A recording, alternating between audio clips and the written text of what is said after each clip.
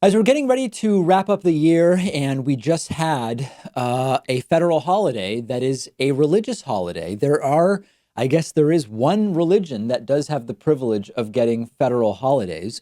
We are going to look at a number of different elements of religion. We'll look at the attempt from the Christian right to monopolize religion. We're going to talk about the increasing secularity in the United States. We will talk about the idea of whether at its core, the United States is or is not a Christian nation. And we will also talk today about hypocrisy and double standards in religion and much more. So I'm glad that you're here with us for this special episode as we approach the end of the year. Reminder, 2020 may be the most important year ever for independent media and the David Pakman Show. We are going to have a huge membership special on January 1. We want to kick the year off as strongly as possible, very strongly, to quote our president. So if you've been thinking about maybe becoming a supporter, if you want to do it now that we're going to be in an election year, get on our newsletter at davidpakman.com. And then on January 1st, you'll get an email with the massive membership discount special that we are running to try to kick off the year in really great shape. So sign up for the newsletter at davidpakman.com. Let's get right into it today, our deep dive into religion in the United States.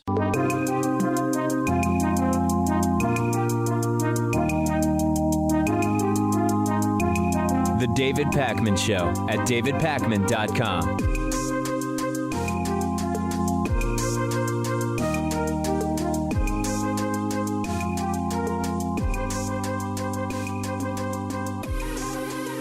Let's go next to our caller from the 719 area code. Who's calling today from 719? This is Lamont. Hey, Lamont, what's going on? Can you hear me? Yes, I can. Hey, David, I'm a big fan of the show. I was a Bernie Sanders delegate in 2016, and I am still supporting him today. I am also, though, a Christian and a socialist, and that kind of puts me in kind of a dichotomized position. My question was, I believe that Jesus was a liberal revolutionary, and that's kind of a different opinion. But Jesus overturned tables because of corruption, and the story of the Good Samaritan, I think, coincides with Bernie Sanders' example of healthcare. That health should be given to anyone who needs it, even if that person who needs it happens to be your enemy. That it's a right, it's not a privilege. And so, I guess my question is, why does the right seem to have a monopoly on religious principles, even though, the person who's representing the right now, and Donald Trump, seems to completely disavow anything, any of the core tenets, even of like Christianity? I think that Jesus was a lot more like Bernie. Yeah, there's basically two reasons for that. There's two reasons for that. Reason number one is called being first, and reason number two is called abortion. So what I mean by that is that the right and the evangelical Christian community specifically became intertwined with the Republican Party decades ago. And so oftentimes when something happens first, there's a first mover advantage. And even though, as a non-religious person myself and someone who was raised, culturally Jewish, it really doesn't matter to me what it is anyone believes Jesus thought, did, or felt. I would agree with you that if you look at the teachings, you can very reasonably come away with the perspective you're coming away with about Jesus Christ. Now, the other element of this is just abortion, which is the reason that the evangelical Christian community was tied in so early with the Republican Party happened to be very tightly knit around particularly the issue of abortion. There are many, many one-issue voters who just care about abortion. So when they hear you talk about, Lamont, healthcare or whatever else, it seems like Jesus would be more on the side of the left. They just say abortion, abortion, abortion, abortion. And that is a very effective thing to say. I mean, it works. It's worked for decades. You're right. For sure. But hey, thanks for your perspective on this one, David. I appreciate your work. All right, Lamont, appreciate the phone call. Hope to hear from you again. Thank you so much. Very interesting new study about religious groups in the United States that I want to discuss with you. The fastest growing religious group in the country is no religion. In other words, people who don't associate with any particular religion.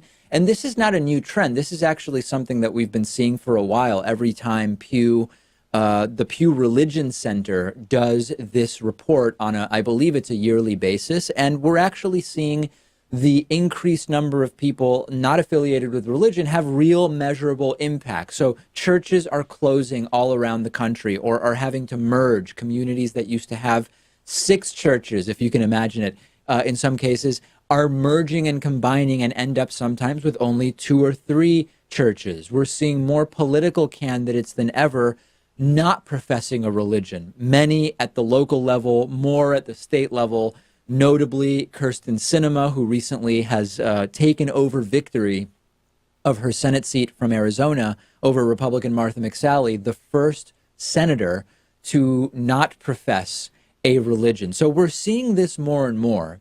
And the Pew Research Center, as I mentioned, again has their study on this issue out. And not surprisingly, when we break these results down by age, the younger you are, the more likely you are to select none as your religion. If we're looking at the results here as we are together, you'll notice that the silent generation, born between 28 and 45, has nearly 90% of its constituents professing a religion, whereas baby boomers, and more so Generation X, and more so older millennials, and even more so younger millennials at 36% profess that they are not affiliated with any religion. When people are interviewed about having left, typically it's their Christian church, merely from a numbers perspective, most people in the US at least nominally identify as Christian when they identify with a religion. People are asked, well, why did you leave? Sometimes they talk about, the teachings don't relate to real life. I don't feel like there's any connection between the teachings and my actual life, or the rituals don't mean anything to me, or I actually am just bored or uninterested in the rituals. There's a lot of that. But I actually have a more sort of evolutionary perspective on the fading of religion, Pat. For me, it's sort of like a survival of the fittest or natural selection kind of approach to the fading of religion in the United States of America. Historically, survival has been very accurately predicted by the ability of individuals and groups to cooperate. This can include in small numbers. This can also include in large numbers. And one of the big distinguishing factors between Homo sapiens and earlier humans and Homo sapiens and other species is that Homo sapiens can cooperate in very large numbers in flexible ways. So to give you counterexamples, chimpanzees can cooperate flexibly. They can cooperate in foraging or hunting or building shelters, simple shelters in some cases, whatever. But they can only do that in small groups. Like chimpanzees can't organize themselves in a group of 500. Bees are an example of a species that can coordinate in huge numbers. Beehives with thousands of bees, they can coordinate, but only inflexibly on very narrow tasks. If bees all of a sudden need to coordinate 5,000 bees to file a tax return, I mean, it's a dumb example, but on something bigger, they're not able to do it. And humans can cooperate flexibly in large numbers. Years ago, many, many years ago, being part of a religious group increased your chances of survival. People who help you, religion increased collaboration for in-group members. We know that that's the case. And therefore, you actually had a higher chance of survival, of living long enough to have children and pass along your genes. That is now less likely to happen. You're not as likely to suffer in 2018 as a result of being unable to cooperate with mankind because you're not part of a religious group. It's less necessary, it's less advantageous in 2018 to be part of a religious group. It's no longer an issue of survival not to be religious. If you look even today at places where you're less likely to survive as an atheist, there are fewer atheists. The evolutionary advantage to religious belief still exists in some places. Like, look at a country, Yemen is an example. In Yemen, the population says that religion is extraordinarily important to them. Something like 98, 99% of the population says religion is extraordinarily important. In Yemen, there probably is a measurably higher chance of dying before reproducing if you're not religious. Contrast that with some place like Norway or Sweden, some of the least religious countries in the world. There's no real advantage to religion in the survival sense. There's no cooperation advantage in Norway or Sweden to being part of a church or a religious group. So we can look at this a few different ways. Yes, the more we learn about how the world works, the more that science explains things about the world, the decreased need for religion is noticed. And that is a factor. But there's also this other sort of evolutionary angle. And there is one concern here, Pat, which is that religion being none is fine. But if people are replacing religion with this vague new age, not really religion, but pretty horrible ideas connected to pseudoscience, that's something I would be very careful about. Are you saying that I should return all the jade eggs I bought from the Goop website, Gwyneth Paltrow's website? Yeah, no more vaginal steaming, Pat. We've got to stop that. It's extraordinarily dangerous, and you need to tell everybody in your family who's doing it that they need to stop right away. And we're kind of kidding, but there are a lot of really bad ideas right now under the umbrella, not of organized religious belief, but more sort of agnostic teachings and anti-vaccine sentiment, the pseudoscience stuff that Pat's bringing up that's based on or advertised on Gwyneth Paltrow's website, Goop, the type of garbage that Dr. Oz promotes. It's really important to keep an eye on that. But the trend with organized religion is very clear. It's dwindling in the United States. And the biggest upside for me, like, you know, you could say, David, we should care about people believing things without evidence, no matter whether they're doing it privately or publicly or both. Fine. We can argue it's not good for people to literally believe that if you eat shrimp, you're going to hell or whatever, right? I mean, whatever the teachings are. The biggest upside for me, though, is in the end, if people believe whatever they believe privately, if it doesn't impact what they want to have happen in the public sphere, if they are okay with total separation of church and state, I don't really care what they believe privately, although I might disagree with it. The upside for me of more people in the United States professing none as their religion is that it should allow it to be easier for our elected officials to be much more clear, much more direct, much more black and white on the issue of secularism, meaning a total separation of church and state. And that's a good thing because that's actually a principle the country was founded on. And now here's my question to you, or my proposal to you. If you're hearing me tell this story of people moving away from religion in the United States, and you think it's bad, if you think it would be better for people in the United States to remain more religious or to move back towards religion, please get in touch with me and let me know why. Why is it bad that people are moving away from religion in the United States? I want to hear from you.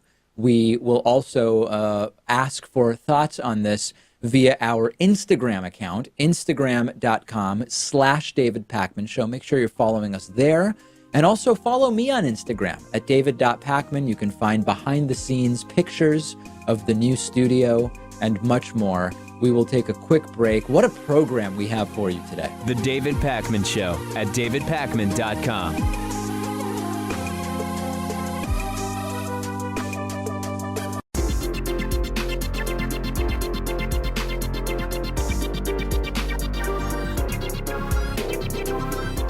The David Pakman Show at davidpakman.com. I received a really interesting email from Russell this week who said it would be interesting to discuss that Donald Trump appears to be the first truly atheist president of the United States, but for whatever reason, it's not really being discussed. And maybe just as importantly, the evangelical right-wing Christians still voted for Donald Trump over Hillary Clinton. And this is a really interesting topic because there's a few different angles to it. First of all, Trump does appear to be, at minimum, completely non-religious in the sort of dogmatic belief sense, if not an out-and-out atheist. But it's just not been part of the narrative around Donald Trump. And I would argue that the reason it's not been part of the narrative is because it's wholly irrelevant to Donald Trump's governance, and also because Donald Trump took the correct position on abortion.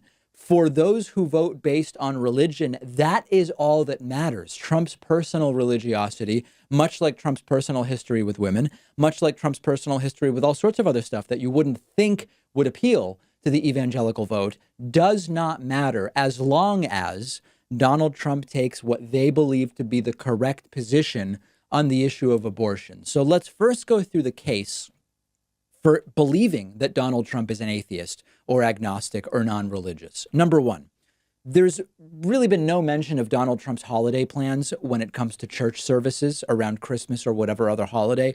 There's no mentions of Donald Trump's use of the White House chapel or the Camp David chapel. I mean, we just never hear about any of it whatsoever. Number two, there have been no references to Trump's church membership in New York City throughout his entire life, other than, I believe it was in South Carolina during the campaign, Trump said that he's a Presbyterian Protestant and that he goes to Marble Collegiate Church as often as he can, which seemed like a lie, especially since Marble Collegiate Church in Manhattan is Reformed, not Presbyterian, and most people who go to a church regularly and are religious know what the religious denomination is of the church that they're going to. It'd be sort of weird not to know your own religion. That's strange.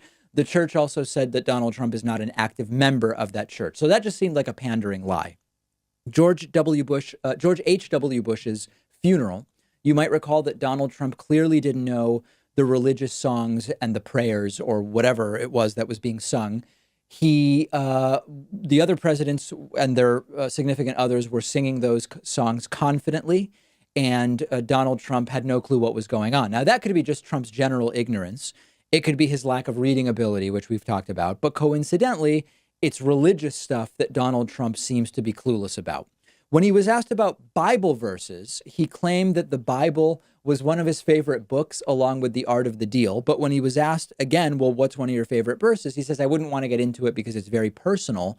And I don't really want to get into specific Bible verses. But then in a different moment, he had his infamous 2 Corinthians moment that made absolutely no sense. And people who know about Corinthians said 2 Corinthians is not the way anybody who is actually familiar with religious texts would cite it.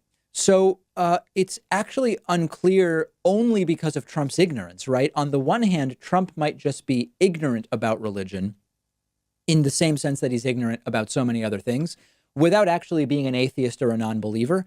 On the other hand, if this were any other person who exhibited the characteristics I've just told you, we would say, oh, yeah, that's absolutely an atheist. Now, interestingly, even if Trump is an atheist, it doesn't really seem that he would be the first atheist president. There are a number of presidents that are believed to have been atheists, even if they didn't say it publicly in those words, which at times past in the United States would have been particularly problematic. So you have Thomas Jefferson. Jefferson was accused of being an atheist as a campaign strategy by his opponents, but it's likely that he was a deist and a free thinker. So not an atheist per se, but very non-religious relative to the sort of cultural and religious climate of the time.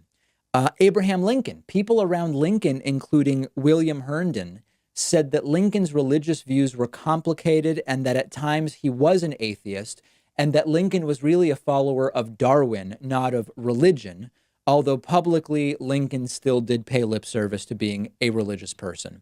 You have Ulysses S. Grant, not affiliated with any church, considered to be a Methodist, but never baptized, went to church rarely, reportedly only did it to appease his wife, who was religious. And in his death note to his wife, he mentioned meeting her in another world, which suggests at least some belief in an afterlife, but significant speculation that he was not a religious man.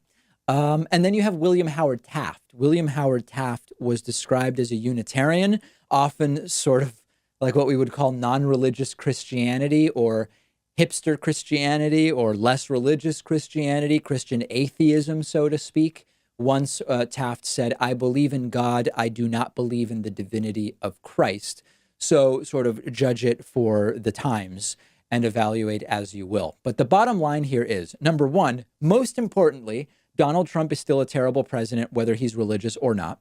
Number two, Donald Trump still panders to religious groups, recognizing that they are a predominantly important, significantly important voting bloc if you are running as a Republican. He still has opening prayers at events. He participated in the anti-abortion March for Life, I believe it's called, claiming, I don't know if we believe it, but he claims to have had an awakening relatively late in his life well into adulthood about a kid that was born after the mother thought about having an abortion but didn't, and that changed him from being a lifelong pro-choice individual to being anti-abortion, coincidentally, very shortly before deciding to run for president. So this is why it's functionally irrelevant whether Trump's deeply held beliefs are religious or not. This is similar to what I said earlier in the week. People say, well, we don't know if deep down Trump is racist. We don't know if deep down Trump is xenophobic. His public presence as president of the United States, as commander-in-chief of the United States, is a presence that is both racist and xenophobic.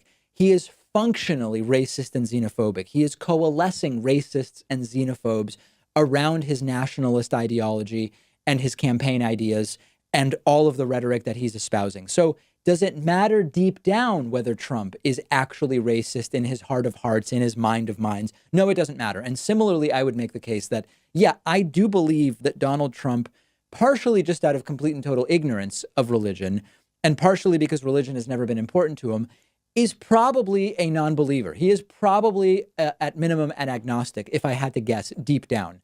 But it doesn't really matter because publicly he is functionally pandering to the religious right in basically the same way that most Republican candidates and presidents and elected officials in the House and Senate have done.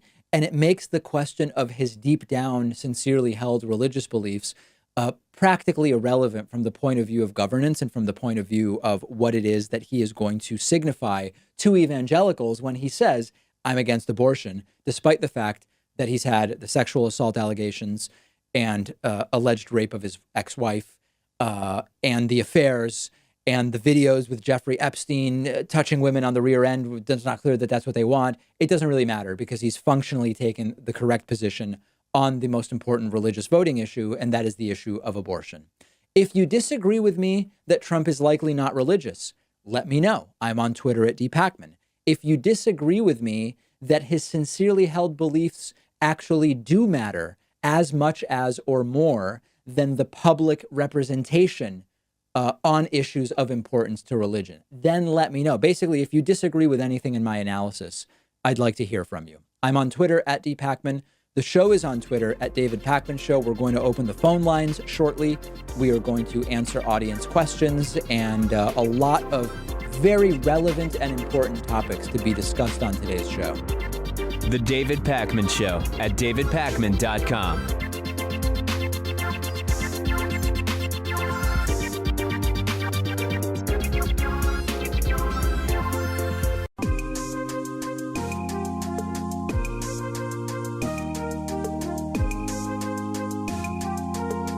Welcome back to the David Pakman Show.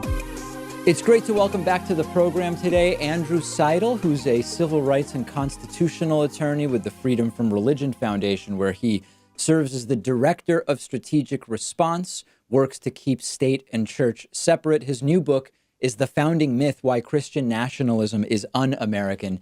Andrew, so great to have you back on. Thank you for having me on. It really is a pleasure. I appreciate it, David. So we recently did a story which was called something like The Founding Fathers Were Progressive and You Should Be Too. And without getting into the sort of politics of it, there is this idea, which was part of that story, that we did our best to debunk, which is the idea that because all of the Founding Fathers were Christian, that there is either some explicit or implicit reasoning behind saying the United States is fundamentally a Christian nation. Now, before we get to part two of that, the first question we have to ask is, were the Founding Fathers actually Christian? What we found is that while they were mostly deists, they were not actually mostly Christian, as is often described. But my question to you is, does that even really matter in figuring out whether the United States should have this sort of motto or umbrella term of being a Christian nation? Is the religion of the Founding Fathers even relevant to that? My contention is that it is not. And this is the argument that I try to make in The Founding Myth. It's a really interesting conversation, and it's fascinating to delve into the beliefs of the founders. But when you're talking about, well, is this actually a Christian nation? It doesn't matter. Let's just agree for a second, for the sake of argument, that all the founders were these Bible-believing, Jesus rose from the dead Christians. You would still then have to connect those beliefs to the founding of the United States. And just because somebody is religious, their religion doesn't claim ownership over every other idea that their mind generates. For instance, blue jeans were invented by two Jewish guys, but we don't go around calling them Jewish blue jeans. They're just blue jeans. Well, you should see some of the YouTube comments I get before you say nobody's doing that. But yeah, I know we shouldn't be doing that. Yeah, and I don't think we can judge everything by the YouTube comments because they do. Yes. It degenerates quick down there. Sorry, everybody. But the larger point, I think, is you would still have to connect it to the founding, and you can't do that. And when you look at what the founders talked about and believed and actually wrote into the founding documents, they really did believe in the separation of state and church. They were trying to keep religion out of government and government out of religion. And that was kind of one of the big ideas that was unique to America. It was the first time that had been put into practice.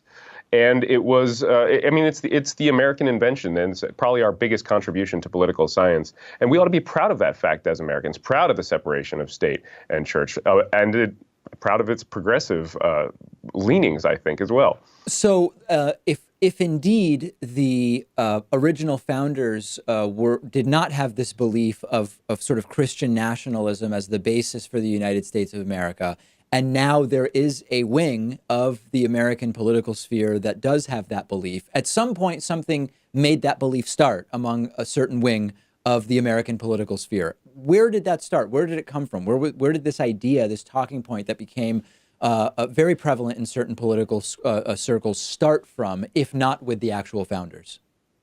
And that's a fascinating question. So Christian nationalism is really this idea that the United States not only was founded as a Christian nation, but it was founded on Judeo-Christian principles. Yeah. But the coda to that is that it needs to return to those principles. So really, and that's the driving, motivating force for Christian nationalists. They're trying to get this return, and it's golden age thinking, really, except that the problem for them is that we never were founded as a Christian nation. So you saw it really the rise of Christian nationalism began with sort of the rise of the moral majority, and it didn't really get that name, Christian nationalism, until the mid-2000s. And it was always sort of this impotent little sideshow on the fringes of conservative politics, on the fringes of conservative religion. But that all changed with the 2016 election because Donald Trump rode a wave of Christian nationalism into the highest office in the land. I mean, he is not president in spite of his Christian nationalist leanings and rhetoric, but because of that Christian nationalist rhetoric. Yeah, and that gets us to making this distinction, which is an important one, between between Christianity, so to speak, and Christian nationalism, because I think, as many have obviously pointed out, if you compare Donald Trump's philosophy and the way he's lived his life to the sort of Christian Bible, you see a lot of contradictions there. You see a lot of problems. But ultimately, most evangelical Christians did vote for Donald Trump. And it seems to me, Andrew, and correct me if I'm wrong, that underlying it is that even though Donald Trump may not have personally lived his life as a Christian, the nationalistic undertones of Donald Trump's campaign are in line with this broader idea of Christian nationalism that seems to be kind of separate from one identifying as a Baptist or as an evangelical, for example. No, and that's absolutely right. And it's really important that people understand that. The number one predictor of whether or not somebody would vote for Donald Trump in the 2016 election was not political party, and it was not their religion. It wasn't even whether or not they were racist, socioeconomic status, none of that. The number one predictor was whether or not somebody believed that the United States was a Christian nation. So Christian nationalism was the best indicator of whether or not somebody would have been a Donald Trump voter in the 2016 election. That data is pretty ironclad now. Andrew Whitehead out of the University of Clemson has done a number of studies on this. It's very clear. So Trump wasn't tapping into even the Republican Party or even into the evangelical movement. There's just happens to be a huge overlap between those two and Christian nationalism. That was really what he was tapping into to win this election. What about this a little more amorphous idea of you alluded to it already, Judeo-Christian values, which is we can slice and dice the exact religions of the founders.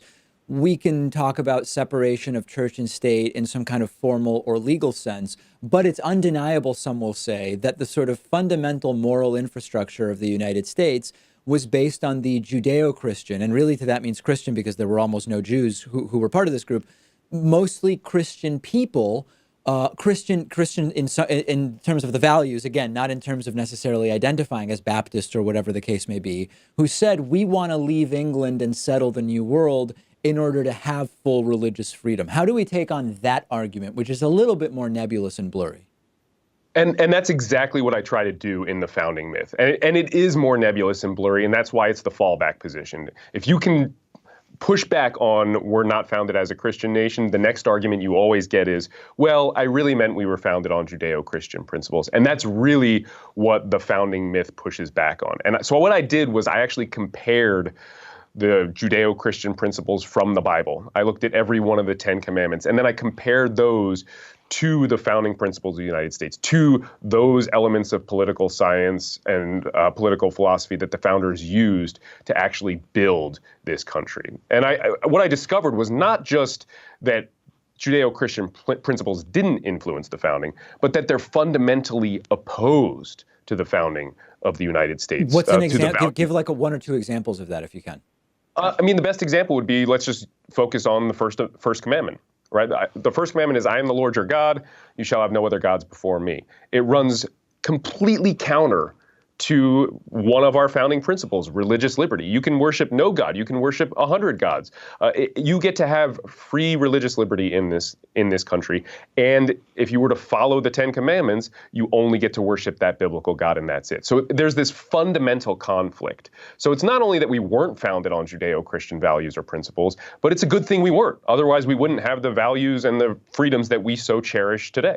So if we decided to cherry pick only the areas in which maybe there does seem to be significant overlap between the sort of founding values and Christianity, just as a thought experiment for a second, we then get to the problem of sort of correlation and causation. And I've actually heard a number of thinkers point out that just because most of the individuals who made big advancements in, for example, stone tools, metal tools, maybe is a better example, were adherents to a certain religion, that doesn't really give us any causal case for the religion being a factor. It may just be that at the time there was a sort of default to a particular religious belief, so to speak. A lot of the values that do seem to overlap between the founders of the U.S. and Christianity are values that existed much more than 5,000 years ago in human societies anyway. So then the question is, are they really even Christian values? And that's a really excellent point, and it is one that I do make in the founding myth in a couple different places. One thing that we often hear is, well, the United States was founded on the Golden Rule. And I think that's a hard argument to make, actually, but I just assume for the sake of argument in the book that is true. But then the next question is, well, is the Golden Rule really a Christian principle? And my argument is that it's not.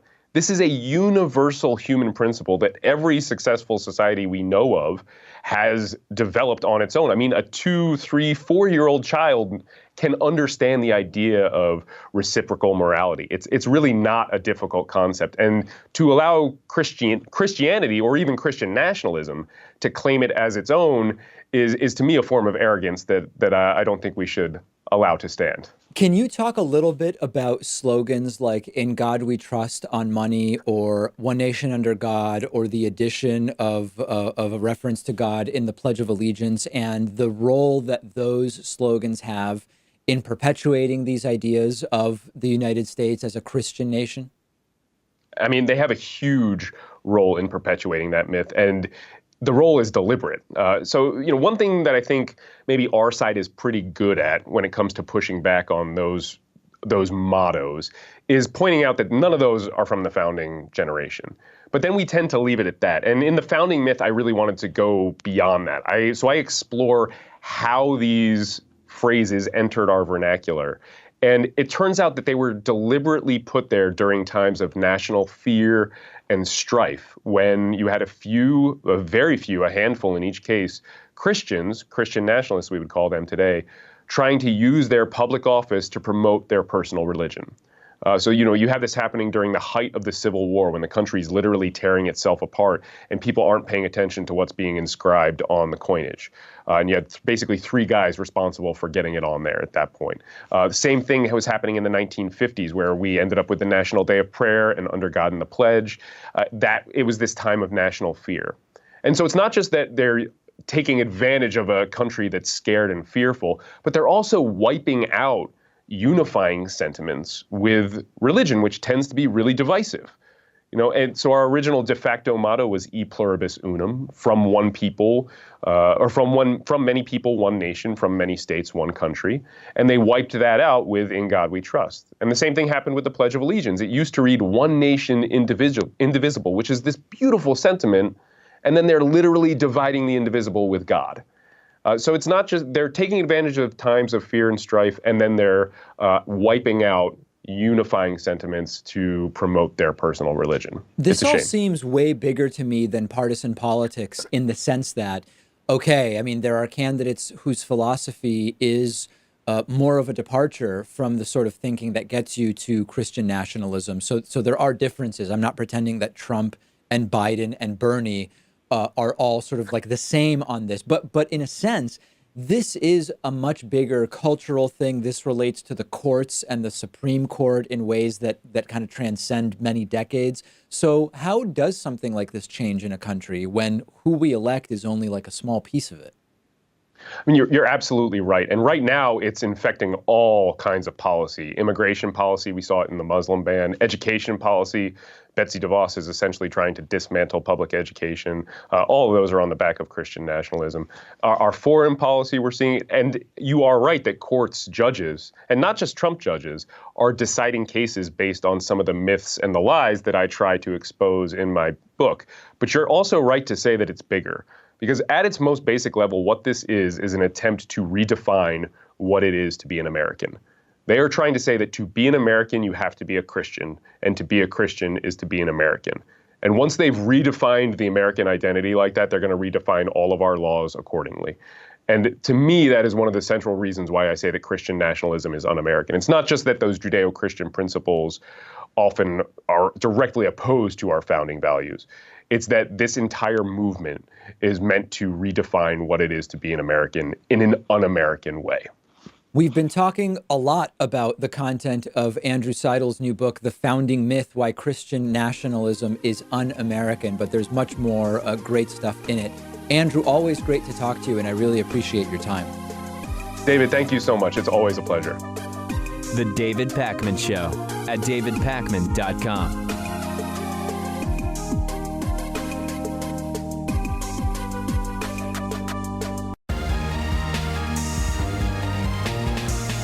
The David Pakman Show at davidpakman.com.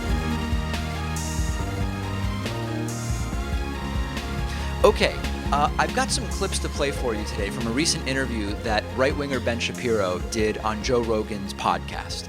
We could do 30 minutes on all of the caveats about Joe Rogan and Ben Shapiro. We can talk about Joe Rogan effectively, according to some, serving as a gateway to the alt-right. We can talk about the ways in which Ben Shapiro appears to be very informed and convincing, but often says things that don't make sense. I've said before, if you listen really closely to Ben Shapiro, you will often realize that even though he's speaking confidently and he's speaking quickly, that what he's saying is actually not making that much sense. And I have a couple of really funny examples of that. And Joe Rogan, I don't even know that Joe Rogan realized how much he exposed Ben Shapiro in the clips that I'm going to play for you today.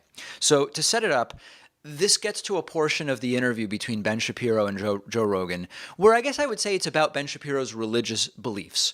And Joe Rogan's asking questions about Ben Shapiro's Orthodox Judaism, and mostly they're talking about homosexuality, which I'm going to get to a little bit later in the clip.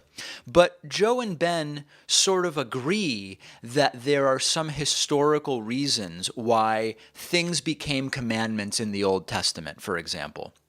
They agree that there are some historical realities at the time which explain to us, like, for example, the Bible mentions man shall not lie with another man, or whatever the phrase is. I don't even care. But the line that's pointed to that people point to as saying homosexuality is bad.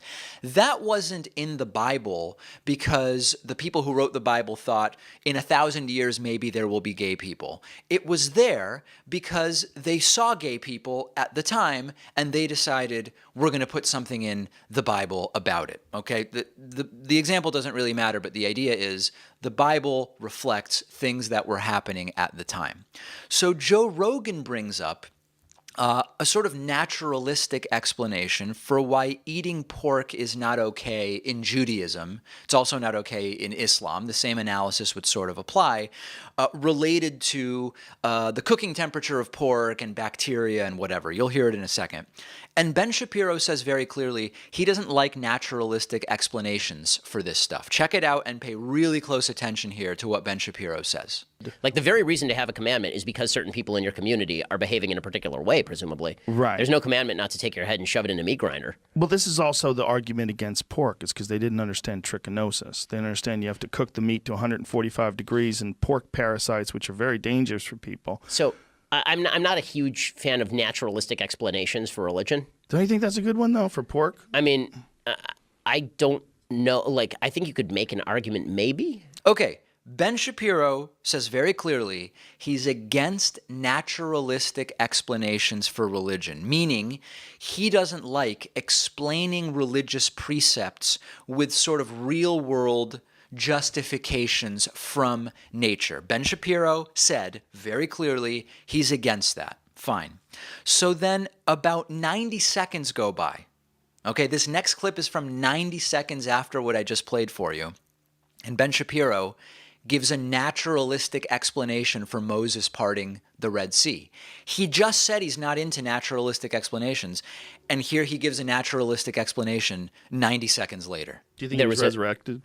No, that's not a Jewish belief. Okay, I just want to check. Yeah, no, we're not into You're not we're not into into miracle zombies? stories. No, that's No? not, no. You don't have any miracles? No, in here? not by Jesus. Right? No? They're ones But in the Old God Testament. ones? Yeah, you've got Moses splitting the sea and all that. What do you think happened there? What do I think happened there? Yeah. Well, I'll go with the Maimonidean explanation that there was, it says in the Bible there was a strong east wind. So there's a naturalistic explanation for a physical phenomenon. That makes sense. I mean, that's what Maimonides is constantly trying to do, is read nature back into the Bible. Yeah. He says it's the miracle of Moses parting the Red Sea, and he naturalistically explains it, wind in the Red Sea area, which is a very common naturalistic explanation for the parting of the Red Sea in the Old Testament, which he just said he's not in favor of. He's not in favor of those types of explanations, except all of a sudden when he is. And this reminds me of naturalistic explanations for Noah's Ark. If you talk to some religious people about Noah's Ark, they'll say, no, we've sort of identified where there were floods at the time based on geological records, and here is how it all could have worked, so on and so forth. Never explains how some of the species need salt water and some need fresh water, and how did they get all of that onto the ark for the time it had to be there. It doesn't explain how there are carnivorous animals, and if you only had 2 of each species, didn't any of them get eaten? Did you start with more than 2 and they were eaten down to 2? Or did carnivorous animals get fed some kind of soylent or vegan diet during? None of that stuff is explained, but at least the specifics of the flood are sometimes explained naturalistically with Noah's Ark. This is the same thing here, naturalistically explaining the parting of the Red Sea after saying he doesn't like naturalistic explanations. Now, I know some people will say, David, hold on. Ben Shapiro says Maimonides gives that explanation. It doesn't matter. Ben Shapiro said he's not for naturalistic explanations of religious stories or miracles or phenomena, and then 90 seconds later, he insta-flips on himself. And it was a missed opportunity, actually, for Joe to call him out on that. So then they get back to homosexuality. And to Dave Rubin's marriage to his husband. Dave Rubin is a cultural critic and political commentator who engages in the battle of ideas, where the free market allows the best ideas to float to the top, sort of like fat on milk or butter, whatever. Anyway, they get to Dave Rubin's marriage, which Ben Shapiro has been saying for a while how he would not go to Dave Rubin's wedding, or I guess wouldn't have gone if they had been friends at the time. I don't know that they knew each other at the time. But he'd still have Dave and his husband over for dinner because going to the wedding goes against his religious beliefs. But I guess having them to dinner doesn't. And Joe Rogan just exposes the idiocy of it so easily. Right. And one of the things that the reason I keep coming back to the governmental regulation point is because my view is that if your view of discipline is not my view of discipline, good on you. Right? Like, go do what you want to do. Like, I've never had a conversation with Dave Rubin about him being a gay guy. Right, but you did say that you wouldn't go to his marriage, right? Well, I said, right, as a religious person, I can't say I can't actively participate in something that I consider to be a sin, but I would go out to dinner with Dave and his husband anytime. Like, my wife and I would do that, of course. We'd have him over to our house with his husband. You don't find any contradiction between your religious perspective and your personal perspective in that regard? That you wouldn't be there for religious reasons, but that you would be there for personal reasons? Like, if it wasn't, would you go to the after party? Like, if you wouldn't go to the wedding, would you go to the after party? Anything that was a celebration of same-sex marriage, no. Wow. So anything, but you wouldn't even go to the party? No. I mean, that's it. And that's that. What if there was a barbecue the next day? Would you consider it a tag on? You know, and again, like, I'm not sure why. I'm not a good party person, so I'm not sure why anybody would want me at their party, frankly. I'm kind of a buzzkill. You'd be a great party. I haven't been to a party with you, but I went to a dinner party with you. That's true. We had a great time. That was a good time. That was a good time. That's a funny picture, man. That is a wild People don't picture. know what the fuck to think about that picture. That is certainly true. Eric and Jordan and Sam, and it's a Dave wild picture. So Joe Rogan's being sort of funny about it. He's very presciently exposing the absurdity of what Ben Shapiro is saying. Going out to dinner with a gay couple who you recognize as a gay couple is recognizing the idea that they are a couple, which his religion considers a sin. It's a very sort of mealy-mouthed, weird gray area to say, well, I wouldn't go to the wedding ceremony because then I would be endorsing something my religion believes is a sin. And I wouldn't go to the wedding reception and just have dinner because I would be recognizing the sin. But like a couple days later, I'd go to dinner with them as a couple, which of course is recognizing them as a couple, which his religion believes is a sin. But that would sort of be okay in Ben Shapiro's mind. And, you know, he says he wouldn't go to anything that celebrates same-sex marriage. I hate to break it to you, but when you go out with a couple who is married and it's a gay couple, you're effectively celebrating or at minimum recognizing something that your religion teaches you is a sin. It is the fence sitting that is so mealy-mouthed that I found just laughable here. And here Joe Rogan actually does a really good job when he says, what about the reception? What about a barbecue the day after? Like, at what point is going to hang out with Dave Rubin and his husband disconnected enough from the fact that it's a gay couple that's married under the law that you can sort of rationalize it post facto in a way that feels okay for what your religion teaches? This is why it's all nonsense, and really nice job by Joe Rogan in exposing it. And by the way, Ben Shapiro is welcome on the show anytime. He's been on before. I think at this point he probably, I think he's too big for the David Pakman Show at this point. He's got bigger fish to fry, but open invitation for him anytime. Follow me on Twitter at dpakman. Follow the show on Twitter at David Pakman Show. I would love to hear from you about this, of course. Last question today. Hey, David, if you had to pick a cult to join, which one would it be? You've interviewed people who have left cults many times over the years, and I'm curious if you had to join one, which one would it be? There's really no way to talk about this without addressing what's the difference between a religion and a cult. There are some people who say all religions are cults. There are others who sort of come up with this jokey idea of, well, religions are old, they've been around for a long time, whereas the cults are new, and that's how you distinguish them. And of course, there is something to the perception of religion versus cult based on their age, but I don't know that that's actually fair. It's actually sort of difficult right now for me to really define religion versus cult, because cult has an understandably negative sort of pejorative connotation. But when you look at the definitions of cult versus religion, you often find that the differences are matters of degree, that those characteristics which are attributed to cults exist in most religions except to a lesser degree. So I'm going to admit in answering the question that we probably need to better assess exactly when it's a cult and when it's a religion. But my answer is Mormonism.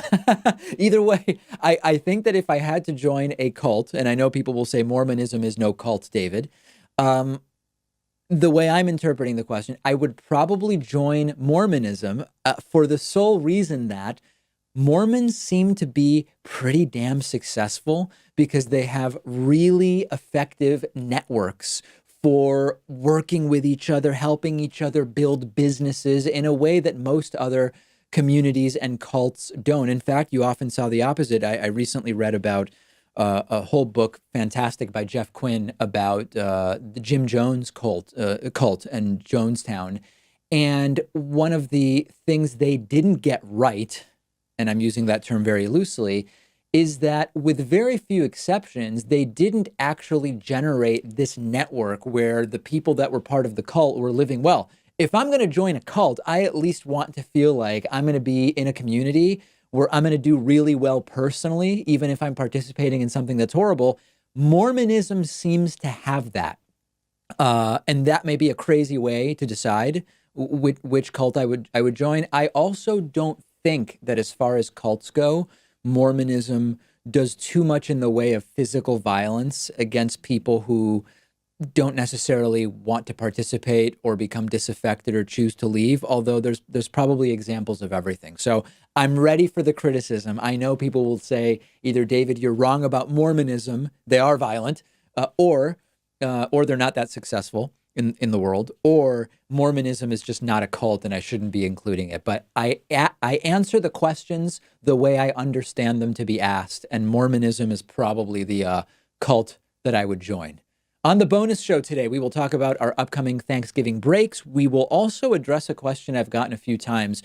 Given that I am so against the institution of a royal family and of the sort of chance of being born into a position of authority in that way, would I respect members of royal families if I were to meet them? We're going to talk about that on the bonus show, and also we'll talk about Master Race Guy. This is a story I didn't cover on the regular show, and there's a really specific reason why, and we're going to address that on the bonus show. 2 ways to get instant access to the bonus show. 1, become a member at www.joinpacman.com. If you want to save 40% off of your membership, you can do that by using the coupon code THISIS2020. This is 2020. You can also make a pledge of at least $5 a month at patreon.com/David Pakman Show and get instant access to the bonus show. I will see you then. If not, have a good Thanksgiving. We'll be back with new shows on Monday. Last audience question of 2018. David, religion is a disaster. Religion is damaging. How can we make religion illegal? This is a bad idea, okay? Number 1, we probably can't make religion illegal. First of all, because it's sort of enshrined in our Constitution. Secondly, because how do you police what is in someone's mind, which is where religion exists? Whether or not you're going to church, you can still be religious in your mind. But this doesn't make any sense, okay? So I don't think that this is a big topic on the left, trying to make religion illegal. But to be abundantly clear, trying to make religion illegal is a losing issue legally. It's a losing issue constitutionally. It's a losing issue politically. If you aren't religious and you don't like religion, you think that organized religion is problematic in many ways, which I do, then make the focus secularism, right? Which means separation of church and state, making sure that religion is not influencing civil government, and that when we figure out, well, what should be legal in terms of abortion or gay marriage or stem cell research, we make those decisions based on science and empiricism and the material world, rather than because of religious beliefs, which are self-professed and arbitrary. Okay, make that the focus. That's all great. I'm with you. Trying to make religion illegal is a horrible idea. It is self-sabotage. It would never work. And any candidate who runs on anything even approximating this idea, and I know most people in the audience know this, is setting themselves up to fail and is setting up the left, assuming it's a left-wing candidate who proposes this, although I don't see anyone proposing it, to hurt the left. So I don't know exactly the sort of source of this question. It just came in from the audience, but this is a terrible idea. It would never work. Don't do it. And on that note, I will tell you that on today's bonus show, the last bonus show of 2018, we will talk about the government shutdown continuing, likely to stretch into 2019. We will talk about an incredible electric transformer explosion that took place in New York, which turned the entire skyline blue, even reported on the news in my birth country of Argentina. I turned on the news from Argentina this morning, and they were talking about this stunning video out of New York. And very interestingly, in the world of the fake news battles, MSNBC's ratings have topped Fox News for the first time in 18 years. What does it mean? Should we care? What should we make of it in the world of independent media? All of those stories and more on today's bonus show. Get access by becoming a member at joinpacman.com, by becoming a patron at patreon.com/David Pakman Show, and most recently, option number 3, by becoming a YouTube member by clicking the blue join button on our YouTube channel or on any one of our YouTube videos. Talk to you on the bonus show if you have access. If not, I will speak to you in the new year.